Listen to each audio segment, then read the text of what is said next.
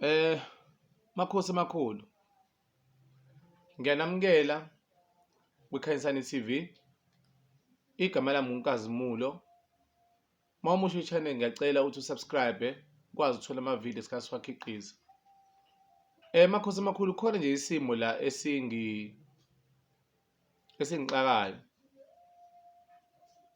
Umuntu uyayithenga ifoni e-3000 ya-4000 necathula nenwele nemoto ebizayo.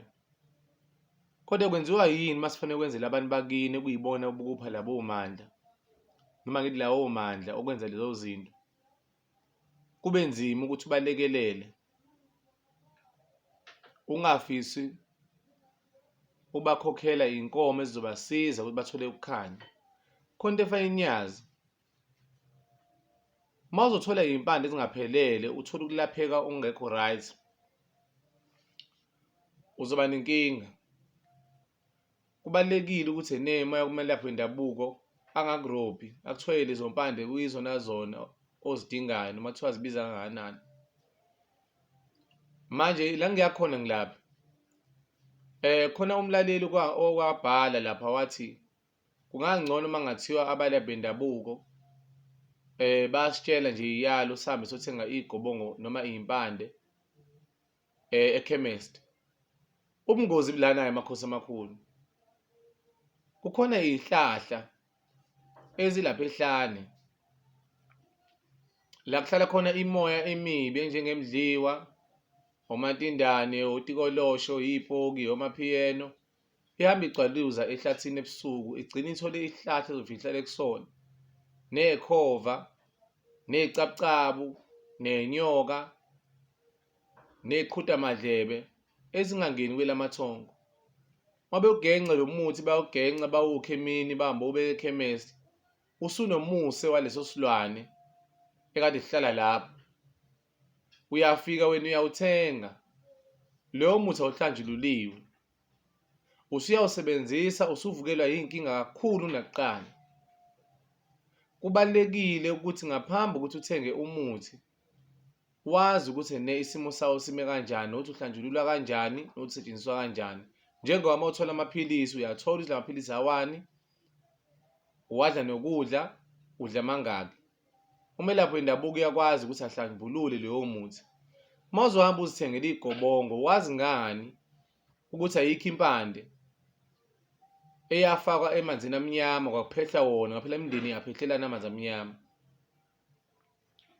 Impande yajikwa baze bathatha ney'mpande zabantu abadala kwezamagobongo zafakwa phakathi lapho, ukuthi noma ubani osebenzisa leyo mpande uma kaphuza amagobongo afe. Ingakho abantu abaningi uthola udla amagobongo after 3 months 2 months umuntu ashona. Ingoba usuke emelaphi wendabuko ongakwazi ukubheka ukuthi okay, ithongo lalo muntu yimpande eliyidingayo. Yebo, siyabona ukuthi kudingeka igobongo lesithunywa, kodwa kule gobongo lesithunywa makhosi amakhulu ikhona impande engabe ingozi enganini yenu, mhlawumbe isaphendulwa yashaya ngomuthi oshaya isizukulwane.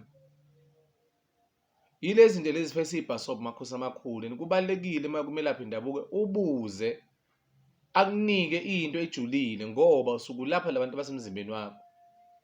Cha, angiphasisi ukuyozithengela umuthi ekhemesti makumayelana nento ethinta idlozi ungazange ubheke ukuthi kume kanjani. Yebo, bazithengela abanye abantu, kodwa isikhathi esiningi kuhamba kubanga iy'nkinga ey'ningi. Okunye ungakuboni la inkinga, uthi ushonile uyafika kwelamathongo kuthiwe cha, uphatha imithi emibi awungeni la. Uxakeke ukuthi kanjani kanti nemithi oyiphatha ingazange ihlanjululwe enale musa yalezilwane. Usubuyele emuva usuhlupha iy'ngane uthi ngicane ngigeze. Bakugezani ngoba unayo ingozi, unemuse wemithi eyinqwaba oqhuma ngayo ekubanga ungangeni kwelamathongo. Hhayi makhosi amakhulu, ayingabi ividiyo ngoba kuningi esafake sikukhulume. Udinga usizo ngezesintu 081 30 4198. Musa mawenzela abantu abadala ukhala ukuthi ukhipha malini. Ungalingi kwenze lokho noma kuthiwa ubabekela iladi nje ekhaya, ungalingi ngoba lokho kuyabakhubaza. njengoba usuke uyokwenza iy'nwele, uyothenga ikhavela, uyothenga imoto, ungekho utetema, ngangabi khona ukukhala.